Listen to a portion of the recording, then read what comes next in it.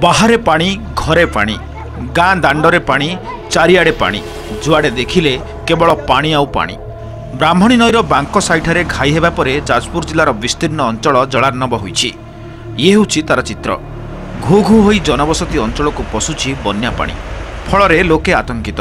घाई जोगु बरी ब्लॉकर किम्भिरियापाड़ मालदा अतिरा और भोरुंगा पंचायत पानी घेर रही 30,000 रु अधिक लोक विपन्न होइछन्ति। पानी भितर संपूर्ण भाव रुंधी हो जाइछि जीवन। कालीठू अनेकଙ୍କ घरे चुली जली नाही।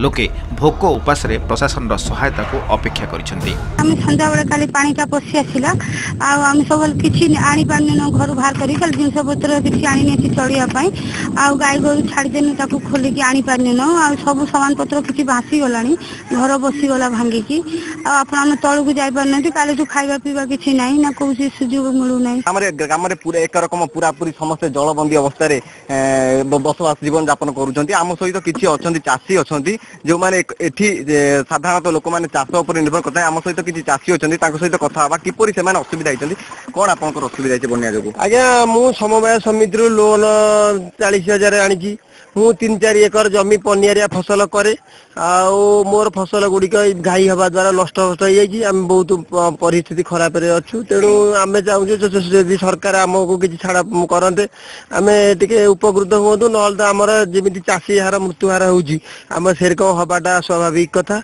आम ये मोर भी गोटे गुहाल भी भांगी नष्ट हो जाए माने बन्या द्वारा अवस्था कथारे अच्छी जल ही जीवन किंतु जाजपुर जिले में एवं जल विनाशर कारण साजिश। गतकाली किम्भिरियापाल ठारे ब्राह्मणी नदी में 60 फुट्र घाइला परे वर्तमान जाजपुर जिले में एक रकम बन्या स्थिति असंभाल हो उठी। केउठी रास्ता उपरे आंठुए आंठुए पानी चलुची तो केउठी पुणी लोक जलबंदी जीवन यापन करुछंती। कहा पेटकू दाना जाइनी तो का घरे चुली मध्य जलिनी। बन्या हेबार 24 घंटा पूरी जाइतिले मध्य एजाय जिला प्रशासन तरफरु कोनोसी सहाय्य सुविधा मध्य मिली नाही बोली लोके अभियोग करुछंती। जाजपुर कैमरा पर्सन प्रभात सुनील कुमार भूया का रिपोर्ट, ओडिशा रिपोर्टर।